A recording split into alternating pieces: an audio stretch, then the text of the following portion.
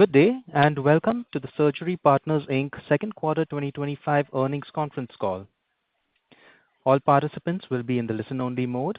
Should you need assistance, please signal a conference specialist by pressing the star key followed by zero. After today's presentation, there will be an opportunity to ask questions. To ask a question, you may press star, then one on your telephone keypad. To withdraw your question, please press star, then two. Please note this event is being recorded. I would now like to turn the conference over to Dave Doherty, Chief Financial Officer. Please go ahead. Good morning, and thank you for joining Surgery Partners' Second Quarter 2025 Earnings Call. I am joined today by Eric Evans, our CEO. During this call, we will make forward-looking statements.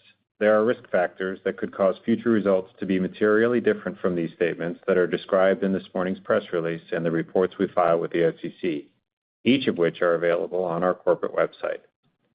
The company does not undertake any duty to update these forward-looking statements. In addition, we reference certain financial measures that are non-GAAP, which we believe can be useful in evaluating our performance. We reconcile these measures to the most applicable GAAP measure in this morning's press release. With that, I will turn the call over to Eric. Eric? Thank you, Dave. Good morning, and thank you all for joining us today. My opening comments will briefly highlight our second quarter results and the consistency in delivering on our long-term growth algorithm. Then I will provide additional color on the strong business execution underpinning each of our three growth pillars: organic growth, margin improvement, and deploying capital for M&A. I will also provide some initial reflections on our business coming out of the recent conclusion of our strategic review process.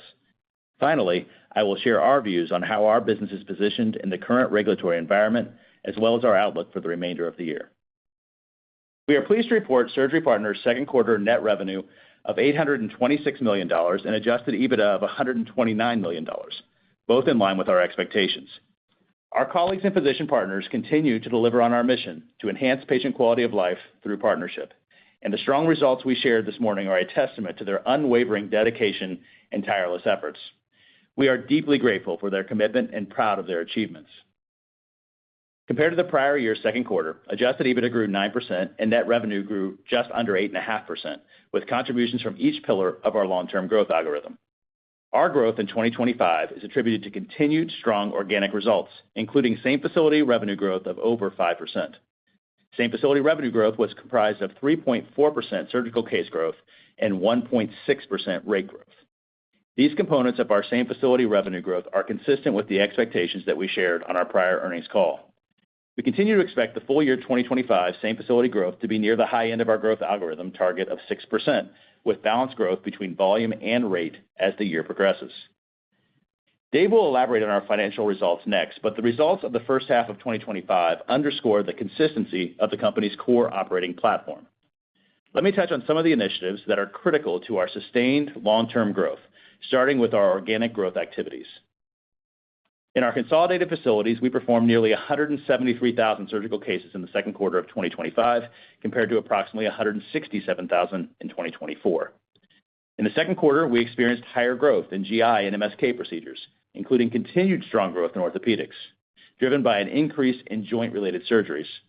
Total joint procedures grew 26% in the second quarter compared to the prior year. This increase in higher acuity orthopedic procedures is expected to be a continued trend that we are well positioned to capture. As a reminder, approximately 80% of our surgical facilities have the capability to perform higher acuity orthopedic procedures, and currently, nearly half of our facilities perform total joint procedures. This capability provides significant additional growth opportunity as we continue to position our assets to meet the expanding orthopedic demand with targeted recruitment and investments in additional equipment, including robotics. Within our portfolio, we have invested in 69 surgical robots that enable our physician partners to perform increasingly more complex and higher acuity procedures. These investments also help support our strong physician recruitment process. Through the first half of 2025, we've added nearly 300 new physicians to our facilities, many of which we expect to eventually become partners. This recruiting class includes all our specialties but skews toward orthopedic-focused physicians. Based on our experience with prior recruiting classes, we fully expect 2025 recruits to continue to grow and have a meaningful impact in 2025 and beyond. As I mentioned on our last call, we opened 8 de novo facilities in 2024. Since 2022, we've opened 20 de novo facilities, and we currently have 10 under construction, as well as a robust pipeline of future de novos we expect to begin development soon. The de novos under development are heavily weighted towards higher acuity specialties such as orthopedics. Although they take time to develop and construct, the effective multiples on these assets are a fraction of traditional acquisition multiples. Typically, it takes 6 to 12 months after opening to reach break-even and another year or so to get to full run rate earnings. Of the 20 that have opened since 2022, 12 have turned profitable. De novos are a key component of our growth strategy. Moving to our second pillar, margin expansion.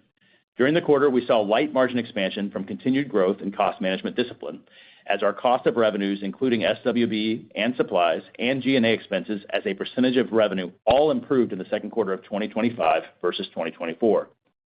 When we consider our continued growth, ongoing procurement and operating efficiency initiatives, and synergies achieved on our previously acquired facilities, we have high confidence we will continue to deliver margin expansion, as our 2025 guidance implies. The third and final leg of our long-term growth algorithm is acquiring and integrating accretive surgical facilities into our platform. We have a highly talented and experienced development team that manages and maintains a robust pipeline of attractive partnership opportunities. This dedicated team remains highly disciplined in its approach to diligence to ensure we invest in partnerships that bring sustained, long-term accretive value to our portfolio. To date in 2025, we have deployed $66 million and have added 8 surgical facilities at an effective multiple under 8 times adjusted EBITDA. Acquisitions are an important part of our growth algorithm, not only because of the immediate earnings they may contribute, but also the margin expansion we experience as we integrate these facilities into our platform. Upon integration, we expect to lower the purchase price multiple by at least 1 turn in the first 18 months in our portfolio. Our pipeline of attractive investments is robust, and we continue to target deploying $200 million in acquisitions this year, which we now see as weighted toward the back half of the year versus the mid-year convention our initial guidance would imply. We remain confident in the strategic value of these investments long-term. As a reminder, the 2025 contributions from these acquisitions will be directly correlated to timing, which remains variable. The level of activity supporting our comprehensive M&A strategy requires incremental variable costs in terms of due diligence, transaction costs, and integration costs.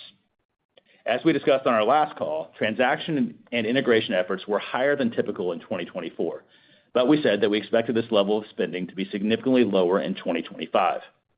In the second quarter, we recorded $18 million in transaction and integration costs, representing a 27% sequential decrease in spending.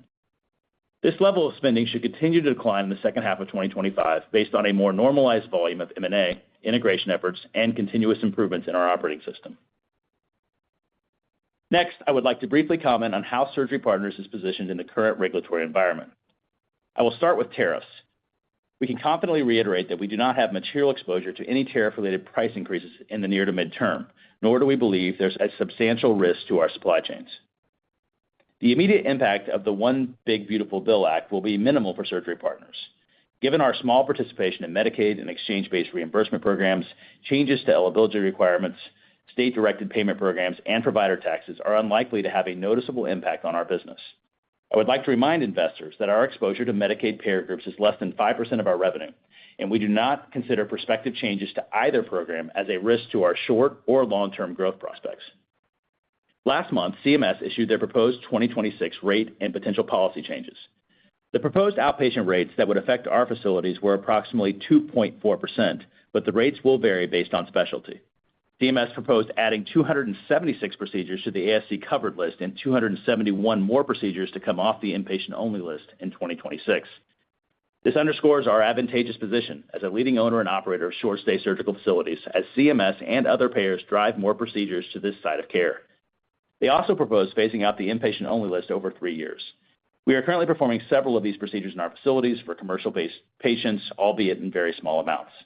While it's too early to predict the potential opportunity that this change represents for our business, we are encouraged by the agency's trust in the physician's clinical experience in making safe decisions around the most appropriate site to deliver high-quality surgical care, and know that removing barriers for our surgeons to perform their full book of business in our facilities has a compounding positive impact. CMS is also evaluating specific rules on site neutrality and price transparency. Their current requests for comments are based on proposals we have previously evaluated and discussed.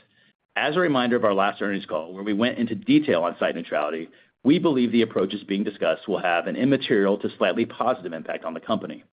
We expect the final rules to come out in November, at which time we will share a forward-looking view of the impact of these changes. We will continue to closely monitor all ongoing regulatory developments and remain prepared to adjust our approach as needed, given the fluid regulatory environment. Before I turn it over to Dave, I would like to take a moment to update you on a couple of key takeaways from the company's extended review of strategic alternatives that concluded in June, and comment briefly on our Executive Chairman, Wayne DeVite's recent announcement. Starting with our process learnings. First, and as previously shared, the Special Committee of Independent Directors' decision not to proceed with the proposed acquisition of the company by Bain Capital highlights their belief in the significant value creation opportunity we have in front of us as a publicly traded company. That belief is wholeheartedly shared by management and Bain Capital, who remains an active, engaged, and highly supportive investor. Second, I'm excited about both the operational clarity this decision has provided, as well as the insights we gained through the entirety of our process.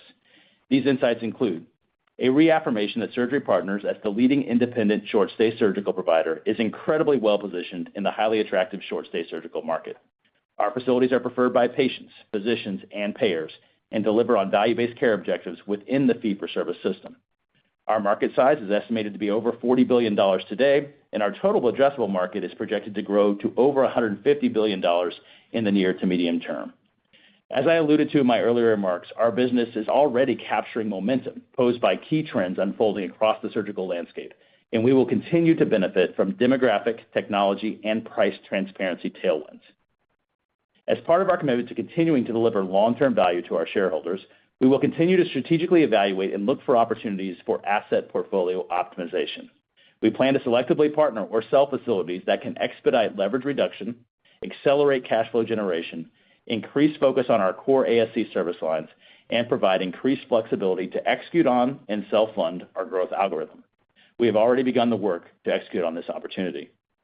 Finally, we recognize that the strategic process represented a period of extended uncertainty for our investment community, and we appreciate everyone's patience as we carefully evaluated our options. As we forge ahead with clarity as a public company, we know that many of you are eager to hear from us on our vision for positioning Surgery Partners for long-term sustainable growth. As such, we will be holding an Investor Day later this year and look forward to the opportunity to provide additional information on our company's long-term outlook, discuss our detailed organic and inorganic growth strategy, and introduce our investment community to our broader leadership team. As announced on July 31st, my friend and colleague and our current Executive Chairman, Wayne DeVite, will be joining UnitedHealth Group as CFO effective September 2nd. In his 8 years with the company, Wayne has left an incredibly positive mark, helping transform the company into the fast-growth market leader it is today. In a time of incredible transition in the healthcare industry, I'm excited that Wayne's deep experience and visionary leadership will continue to shape the future of healthcare in his new role, and wish him nothing but continued success. In the coming days, we will be announcing our board chairman transition plan. Overall, I am pleased with our performance in the first half of 2025, as the company continues to deliver growth that is consistent with Surgery Partners' long-term growth algorithm and is well-positioned to continue doing so over the rest of 2025 and beyond. With that, I will now turn the call over to Dave to provide more color on our financial results. Dave? Thanks, Eric. Starting with the top line, we performed nearly 173,000 surgical cases in our consolidated facilities in the second quarter, 3.8% higher than 2024. These cases spanned across all our specialties, with higher relative growth in gastrointestinal and MSK procedures, including continued growth in orthopedic cases. This case growth drove our second quarter revenue to $826 million, 8.4% higher than the second quarter of 2024. Our same facility total revenue increased 5.1% for the second quarter, consistent with our growth algorithm target of 4% to 6% and in line with our expectations for the quarter. In the quarter, same facility case growth was 3.4% and rate growth was 1.6%.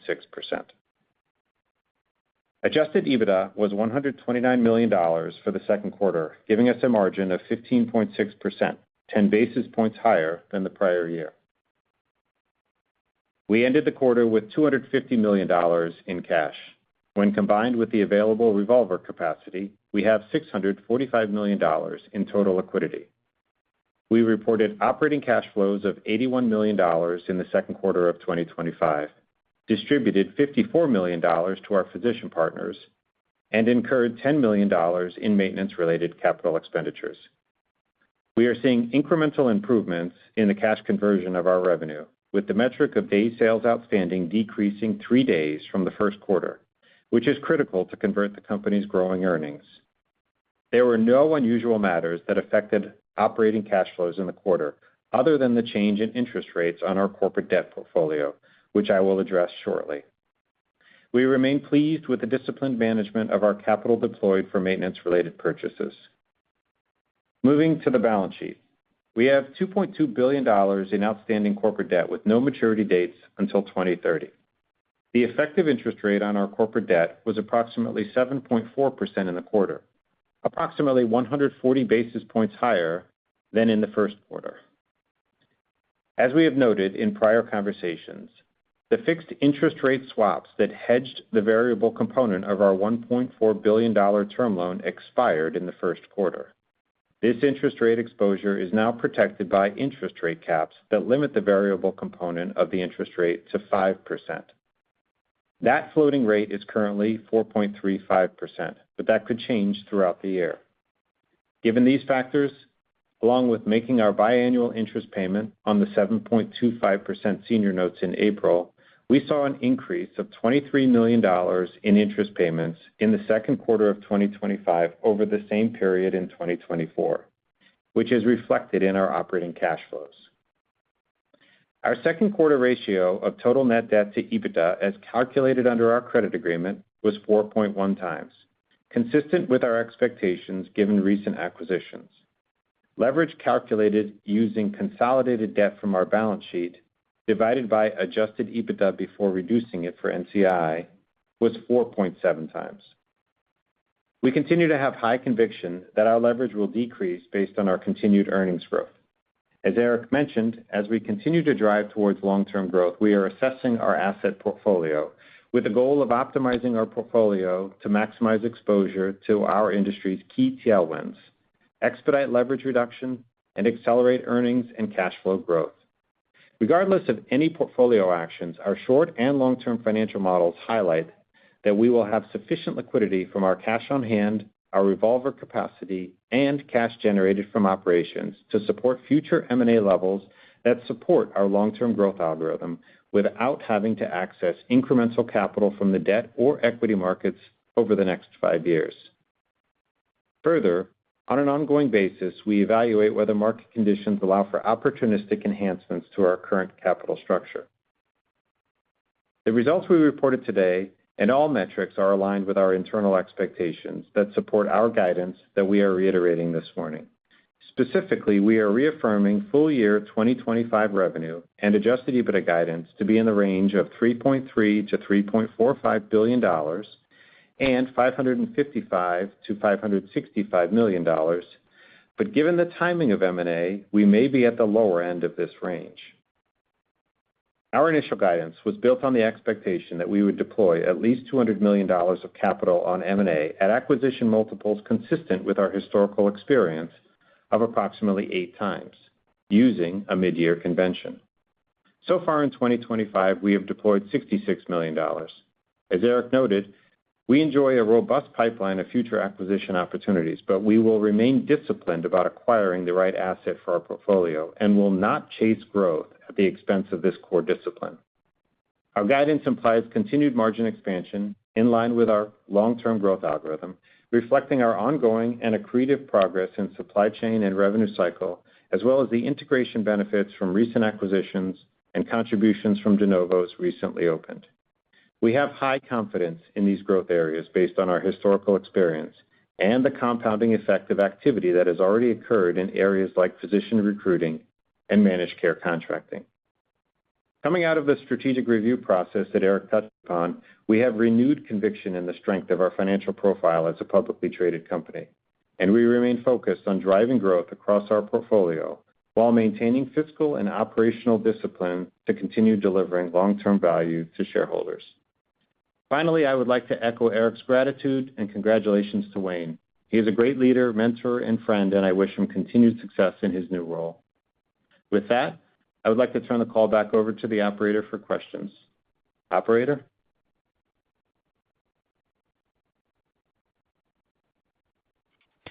We will now begin the question and answer session.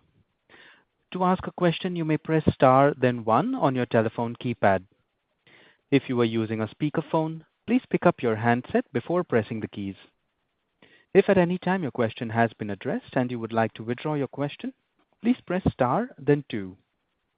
At this time, we will pause momentarily to assemble our roster. Our first question comes from Brian Tanquilut with Jefferies. Please go ahead. Hey, good morning. Dave, maybe just your comment on the pace of acquisitions and the fact that you have a good pipeline there. How should we be thinking about, maybe the cadence going forward for this year? Or should we also think about, any residual that's not deployed out of your typical goal for this year getting carried over into next year as we think about modeling that? Yeah, Brian, it's a great question. We've been really consistent on M&A, and obviously we have this target out there of at least $200 million, and we still believe that, we can execute to that this year. Clearly, the pace has been a little slower. You'll recall last year the pace was a little faster. It's always a little bit difficult to predict the timing of that, and we obviously aren't going to rush deals just to meet a guidance target. So, we're going to find the best deals possible. I do think as you think about M&A, that can certainly slide forward or backward in any given year from a timing perspective.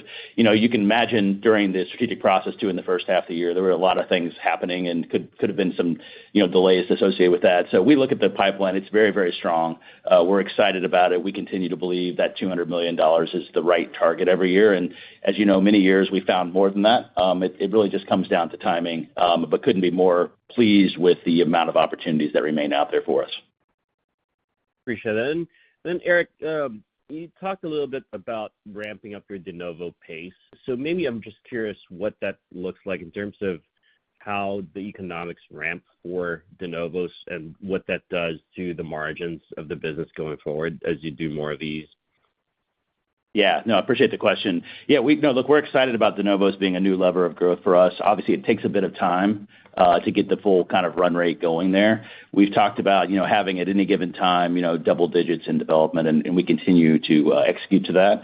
Excited about those economics. I'll maybe let Dave will kind of walk you through kind of the timing of how that happens, but we do see it as an important part of our growth lever, our growth opportunity. Yeah, de novos are a very exciting part of the company's growth. And we've started to lay this ground work a couple years ago as we started to kind of make these statements out there. And just a reminder, Brian, probably from the moment that you sign the papers with your physician partners, it's up to 18 months to get the facility open.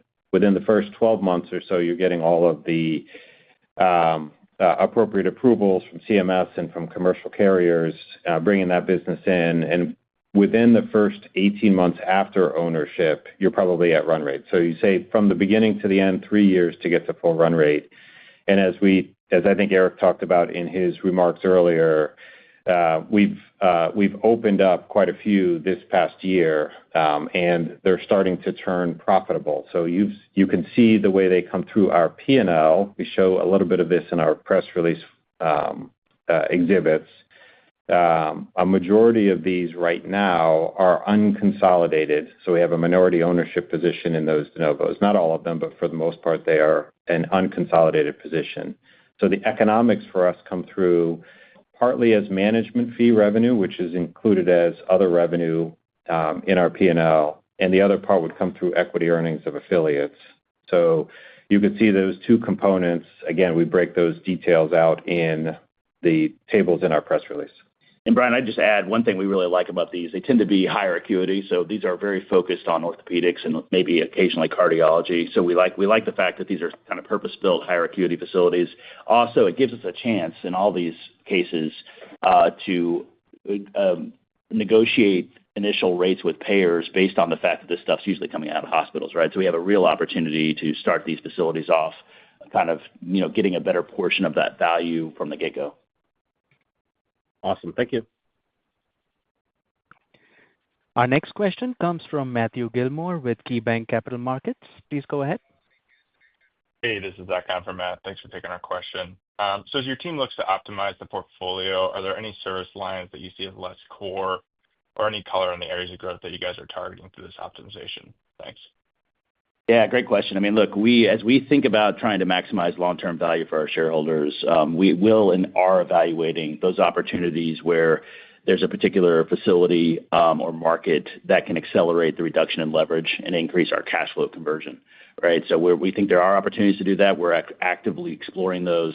They could include sales or just expanded partnerships with local health systems to bring greater scale to some markets. Again, as we think about our growth algorithm and our plans, regardless of portfolio optimization, show that we can self-fund our growth over the foreseeable future. But we also understand and think there are opportunities to even accelerate that further. And we're going to be working on those in the coming months, and we'll continue to update the investors. Great. And then just in terms of leverage, with that optimization, is there a target that you guys have in mind? Our leverage target continues to be in the threes. We should be at or close to the before to upper threes at the end of this year and continue to kind of go down as we go forward. So our current target remains at 3, but we'll get there faster with some of these optimization opportunities that may sit in front of us. And that'll definitely be one of our key considerations as we look to those opportunities.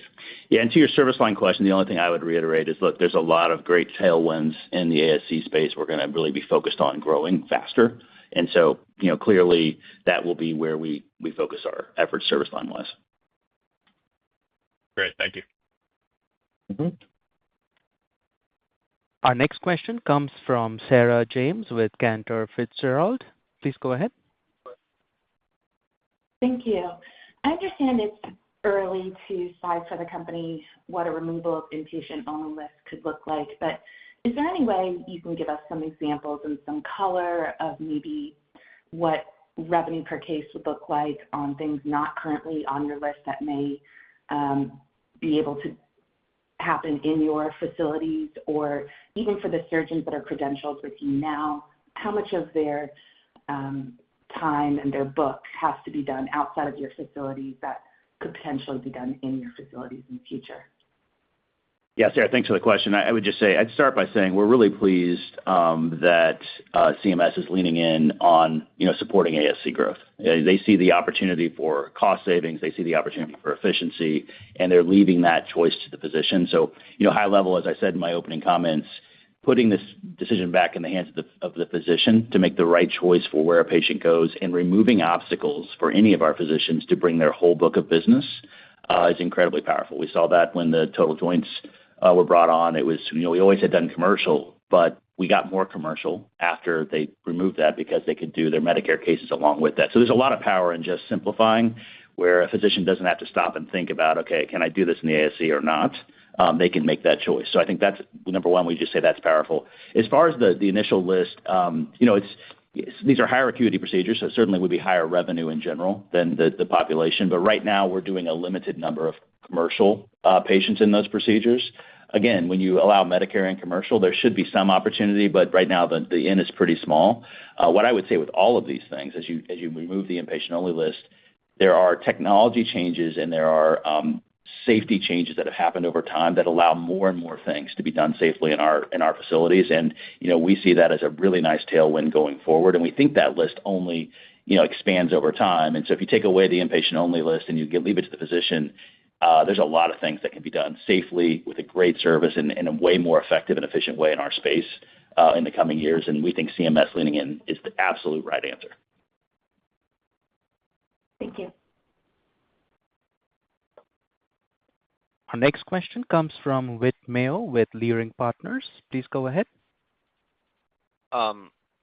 Yeah, my first question just on the recruiting efforts. Have you made any changes in any of the specialties that you're focused on? I don't think so, but maybe also how much of the same-store case growth do you think you can attribute to those efforts in the last 2 years? Yeah. So first of all, no change in our approach there. We're really pleased with our strong start recruiting this year. We remain, optimistic that we're going to be in that 500 to 600 new recruits kind of number. And as you know, we've talked about many times, the power of our recruitment efforts are kind of that it's a multi-year return on that. So if you looked at for example, our doctors we recruited in the first half of 24, In the first half of 2025, they brought 68% more cases and 121% more revenue. So it's a compounding effect.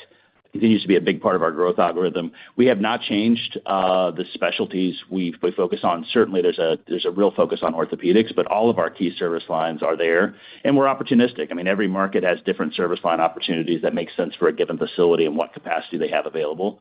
As far as what percentage of our same-store growth, I don't think we've ever kind of covered that or released that publicly, but it's obviously meaningful to how we organically grow the business to add new docs, add new service lines, add new capabilities at all times for our facilities.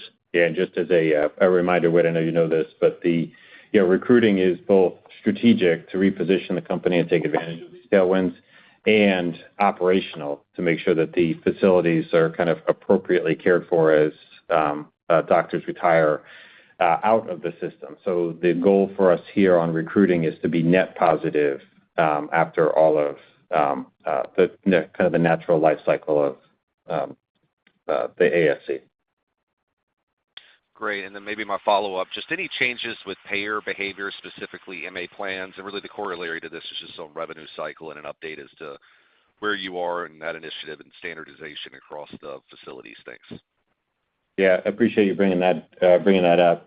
Last year we did talk about some of the payer pressures that we saw in certain markets related to pre-authorization and medical necessity requirements, which were not an excuse for us. It was just something that we had to keep pace with as we were addressing the standardization of our rev cycle across the entire enterprise. As we turned into the new year, and you may recall this from our first quarter call, we felt we got in front of that, and now we're just knee-deep in the appropriate pacing of our rev cycle changes. So about in the middle of our 3-year journey right now in that approach. You could see that coming through. I talked a little bit about that in our DSO improvement, sequential improvement of 3 days this quarter. So we are seeing the team kind of staying really closely aligned with commercial carriers and making sure that we're doing the right things on the front end and chasing claims on the back end if there are any issues that come through with payments. Yeah, Whit, I would just add that payers appreciate obviously our value position, and to the extent that we can remove obstacles together, we're having those conversations because ultimately, in almost all markets, we're driving dramatic savings for them. So I think that's one where we're going to continue to work on both sides of it, getting better on the revenue cycle, which Dave is absolutely driving, and then also having conversations about how do you take advantage of our position by removing obstacles. Okay, thanks. Our next question comes from Benjamin Rossi with J.P. Morgan. Please go ahead. Hey, good morning. Thanks for taking my question. Just as a follow-up to your comments on the potential inpatient-only list phase out. So just thinking about the total addressable market here, I think you've previously described your all-in market at about $150 billion, with maybe $60 billion of that encompassing these inpatient surgical cases that are capable of being shifted to the outpatient setting. Is that still a reasonable ballpark when thinking about the total market of cases that could open up here to the outpatient setting? And if so, is there any way to think about how much of that market the 270-plus new procedures set to come off in 2026 would represent? Yeah, so let me start high level. That's still the right way to think about the market size. We certainly believe, it's a combination of things. So let's just start with orthopedics as an example. It's still a very heavily acute care hospital HOPD provided service. So you think about total knees, total hips, while much of it has moved, the majority has moved to the outpatient setting, much of it is still done in the traditional acute care HOPD setting. And so it's like 3.5 to 1, I think is roughly the statistic. You still see a ton of movement. So there's the market share that still sits in the wrong side of care, which is pretty massive out of that 150, right? So we've got this just natural work we have to do to continue to move the patient to the right side of care for the right price, the right outcome, right? So that's a big part of it. And then the other part of it are these new things that can come into our setting of care. Now, I would say in these initial, couple hundred, I don't want to say that there's a huge volume. I think, again, they remove obstacles when it comes to being able to bring a doctor's full book of business. But over the longer term, higher acuity orthopedics, higher acuity spine, cardiovascular, there are a bunch of service lines that can still come out. And then within that $150 billion too, there's a fair amount of business that are tied into some core service lines that you think about all the time, general surgery, OBGYN, urology, that are still in hospitals due to a piece of technology. Again, those are things that we're going to solve over time. So I think there's a lot of ways to break it up, but I wouldn't over-index on these couple hundred procedures being like a huge, massive movement. I think it's just part of the general trend that's happening with technology. And as you start to remove that inpatient-only list, I do think you're going to see that there's a bunch of stuff that physicians are going to be more comfortable bringing to our side of care for all the reasons you can imagine. More efficient, patient has a great experience, great quality outcomes, very focused factory-like. And we're excited about that. But I wouldn't over-index to just this list because I think that is premature. Got it. Appreciate the color there. I guess just following up here, for your robotics investments, you've been mentioning the increased investments here over the past several quarters. How would you characterize the benefit here in terms of maybe rates and volumes? Is it fair to say that you're getting more on the rate side here on presumably higher acuity case mix focus, or do you also see some improved volume throughput from some of your docs? Yeah, great question. So the robotics for us it's an enabler, right? So we have a lot of and what we found early on when I first came here is we had a lot of physicians who might be partners in our facilities who weren't bringing their highest acuity procedures just due to a piece of technology. And we've worked really hard to address those things, understand why they would split business, bring the technology that's appropriate into our setting to allow them to come. Certainly does bring higher acuity cases. It also creates a ton of value for the health system because, again, these total joints where they're often coming from hospitals, especially where there's technology involved. And so we're driving dramatic savings while giving the physician more control over their schedule and letting them be an owner in growing that business. So we have a lot of levers there that we think over time continue to be powerful. And as I mentioned earlier, there's a bunch of those joints that still remain in that HOPD setting where we believe we can create value for both the physician and the health system. Great. Thanks for your time. Our next question comes from Joanna Gajuk with Bank of America. Please go ahead. Hi, good morning. Thanks so much for taking the question. So I guess a couple of follow-ups on your comments about the portfolio optimization. So you said something about partnerships with systems. So you're referring to or maybe selling stake in your asset to a hospital system. Is that how we should think about it? Yeah, so great question. I mean, I do think there's going to be opportunities where the best natural owner or the best natural partnership for a particular market may not be us alone, right? And so we're open to those ideas. Again, with the caveat, we're going to be very thoughtful on where can we use opportunities to accelerate our leverage reduction, accelerate our free cash flow growth, to get closer faster to self-fund our growth, right? So yes, the answer is yes on that. We'll be selective on those things, but in some markets that very well might be the right answer for us and the health system. Right, and to that point also on the flip side, when you said you have, I guess, some plans already maybe in motion or partially in motion, or you kind of reviewed some of these plans, but as part of this optimization strategy, are you also considering divesting some of your surgical hospitals, or this is across the board? Yeah, I mean, we're going to look at the whole portfolio, so I'm certainly not going to talk about individual assets or things we would sell, but I would say you should expect that across the portfolio, we're going to look at where those opportunities arise, and I'm sure some of that could be in the surgical hospital setting. Okay, and then my question, so thanks for the follow-up. On your same-store revenues, right, so you're tracking around 5% the first half of the year. And I want to say last time we talked about 6% for the year, so I don't know whether I missed it. Did you say that you're still on track? And I guess, how do you expect to get to that number, second half? I assume it's Q4 is the busiest quarter, so maybe that's the answer there. Yeah, great question. Look, we are pleased with our growth expectations or growth through the first part of the year. It's just right on our expectations, and you're correct. We do expect that number to be at the upper end of our range of 4 to 6% by the end of the year. That's based on a lot of things, a lot of growth initiatives, things we have in the pipeline, timing of de novos. There's a whole bunch of things that go into that. But by the end of the year, we expect to have balanced growth, volume, and rate that's at the upper end of our 4 to 6%. And we haven't changed that at all. We still have good visibility to how we're going to get there. Great. Thank you so much for taking the question. Gianna, thanks. We have our next question from Andrew Mok with Barclays. Please go ahead. Hi, good morning. Looks like other operating expenses and professional fees were each up $10 million year over year and also up sequentially. Can you help us understand what drove the increase and why there's so much variability on the other OpEx line that is typically more fixed in nature? Thanks. Yeah, happy to, Andrew. I don't know if I agree that other is always going to be a relatively fixed cost, because other by its nature includes a number of miscellaneous items. So things that would be included in there would be things like provider taxes, other fees that are incurred, and they do fluctuate from time to time. But the annual cost for 2024, if you were to try to anchor on something, is how we look at that. So from quarter to quarter, you may experience some of those pressure points related to things I just mentioned. But 2024, I think, is an appropriate run rate for that. On the professional and medical fees, yes, there is an increase, $10 million on a hard cost basis, but on a relative to revenue basis, you're only up 30 basis points, so 12.1% to 12.4%. So just as a reminder, so professional medical fees includes costs for our medical directors, medical service contracts, marketing, legal accounting, vendor collections, laundry linen, medical waste, other things like that.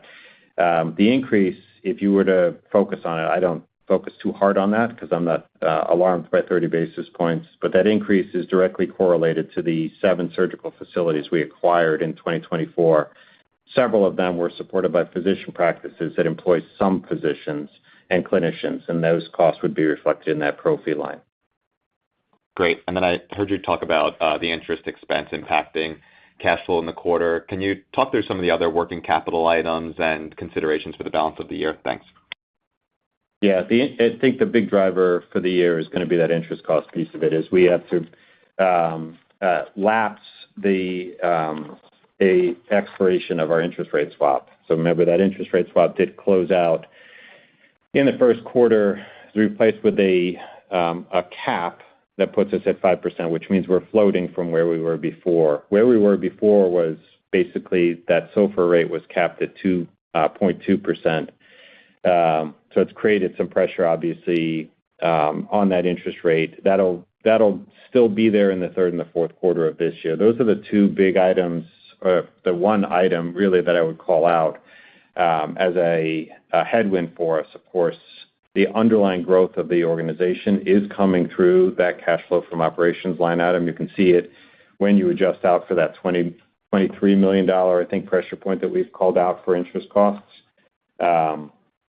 So that should continue to benefit us as we go throughout the year, and assuming that we continue to eke out the benefits of our working capital efforts, which include the biggest one being revenue cycle, but includes all aspects, capital management, so capital expenditure deployment, control processes, and accounts payable, and really just making sure cash out and cash in are hedged as much as possible. So no major headwinds other than the interest cost. Andrew. Great. Thank you. The next question comes from Tao Qi with Macquarie. Please go ahead. Hey, good morning.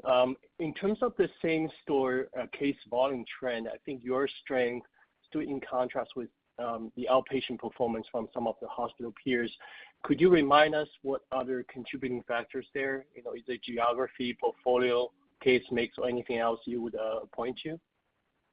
Hey, Tao, I appreciate the question. Look, we obviously can't comment on our peers. I would say that, this growth has been pretty consistent for us. We focus on lots of levers to drive that. As we've talked about earlier, we have a robust recruitment engine. We do a lot of things to add new service lines, and so we're constantly focused on that. Clearly, right now it does seem differentiated from the peers, but we think about this, and we talk about this in our core growth algorithm. 2 to 3% is where we expect this market to be on kind of just a normal organic basis, and we continue to be within that or above that. And so our key there is just continue to execute. We feel good about our growth. And again, it's based on a lot of things, but it's across all service lines with particular strength in GI and MSK. So can't comment on the others, but it's been pretty consistent for us as far as how we approach it and how we expect to execute on it. Got it. And the second question, what percentage of your volume comes from the health exchange? I mean, given the potential decline in exchange membership next year, what is your view on the potential impact on Surgery Partners? Yeah, interesting question. I would say, a lot of that volume appears to go from the health exchange, appears to go through the ER. When you look at the kind of acute care world, we have relatively limited exposure to health exchange. It's not a big portion of our business, immaterial, really to the core business because it's such an elective business. Our business is not typically, coming through an ER or coming through other avenues like that. And so our core doctors don't see a ton of exchange business. We don't have a ton of exposure to it. It's a place where probably, maybe we'd like to pick up market share over time, but in this case, is not an exposure for us going forward. Great. Thank you. Of course. Our next question is from A.J. Rice with UBS. Please go ahead. If I heard the comments, prepared remarks right, it sounded like Dave was saying you're more comfortable in the lower half of your $10 million guidance range for EBITDA. And it sounded like that was primarily because of the pace of acquisitions and development this year. I know your algorithm is to have 4 to 6% EBITDA growth on an ongoing basis from deals, but I wouldn't have thought that the deals in year contribute that much to earnings growth. Can you maybe flesh out what you're thinking in that comment a little more? Yeah, happy to, AJ. And your conclusion is right. Let me see if I can give you data points that can support your reasoning. The reason why we're kind of steering a little bit towards that lower half is because of the pace of M&A. So when we provide initial guidance at the beginning of the year, as we do every year, we assume that 4 to 6% comes from deploying $200 million on capital, on M&A rather, at consistent historical multiples, so around 8 times. And if you assume on mid-year convention, that's going to contribute around $12.5 million or so of earnings. That's how the math would imply if you were to use that. And again, timing is the risk that you have there. We're not going to move things around just to hit an earnings target. We're going to do it when it makes sense. We maintain a pipeline that can support that $200 million statement on an ongoing basis. But the fact of the matter is we've only done $66 million as we sit here today. So that does put us behind that pace of $200 million at a mid-year convention. Now, we still have line of sight to $200 million, but when that comes through naturally, at this point, the math won't support you getting to that initial assumption. So you have to lower that point. It's a timing issue. There'll be some pressure on that earnings contribution in the year, but not earnings on a long-term basis. Okay, thanks. And as maybe someone mentioned earlier, your volumes have been stronger in the first half than a lot of the peers that report outpatient surgery volumes, and your rates have been more modest. I think there were some transactions, maybe a Texas deal or something, that was having some impact on that. I wonder, when you say more balance in the back half of the year, do you think that's just going to somewhat reverse in Q3, Q4? Do you think it'll reverse enough that you'll end up balanced for the whole year? Give us a little bit of flavor for how you expect volumes versus rates to trend in the back half of the year. Yeah, thanks, AJ. Appreciate the question. And there's always some timing of transactions. You're right. Timing of transactions, when de novos come in, all affect this number. We've talked a lot about on these calls, like quarter to quarter, that same store metric moves around a lot. And it can move around for a lot of things. If you look over the year, we've been really accurate at kind of forecasting where we're going. So your question is right in direction, but it won't be quite that extreme. We still expect case growth in the second half of the year. But at the end of the year, when you think about that roughly 6%, we expect it to kind of be balanced between the two, 3 and 3, somewhere in that range. And so, we still expect to have nice positive case growth in the second half of the year, but it will be moderated in how it contributes and still within our algorithm of 2 to 3%. Okay. All right. Thanks a lot. Thanks, AJ. Thank you. Our last question comes from Ben Hendricks with RBC. Please go ahead. Hey, thank you very much. Just wondering if you can expand a little bit on your commentary and your prepared remarks about the learnings and insights you gained from the conclusion of your strategic review and how it's informing the broader strategy going forward. Is there any takeaways from the strategic review that's changing your view of whether it be geographic footprint, ASC versus short stay mix, partnership strategies, or other facets of the business management going forward that's changing or expanding, contracting, otherwise? Thanks. Hey, Ben, appreciate the question. Good way to wrap up. I mean, I think in my comments, I reiterated the key takeaways, but maybe I'll just quickly state them again and make sure that I add any clarifying comments I can. So first of all, going through this process, the one thing that as we looked at all the data, as we looked at where we're going, part of why we're still a public company is that the data is really, really clear on the opportunity in our space. So you think about healthcare services today, we've kind of talked about how different we are relative to regulatory risk, because really everything happening to us is neutral to a tailwind. We think about the size of the marketplace. We think about our value proposition, which is supported by the government and payers. Again, I go back to this fundamental thing. There's very few places in healthcare services where the physician, the patient, and the payer all have a strong preference for your side of care, and you've got a great position to be in. So we reaffirm kind of our excitement about where this business can go and how fast it can grow and how important it can be for the health system. So that was a big takeaway from us. As we talked about, I do think that while we will naturally delever and increase cash flow, I do think there's opportunities to accelerate that. And we reiterated that in the portfolio optimization. I think that is something we're going to be focused on, and we'll come back to you on. As far as changes in how we think about other things, look, health system partnerships, we've done a few of those over the last few years. I do think we're open under the circumstances that it can help us accelerate where we want to go to those partnerships. And perhaps maybe we'll be more open to that than historical, but I don't think it's a huge change. We've already been directionally heading that way for a while. And, again, in many markets, that can be the right answer.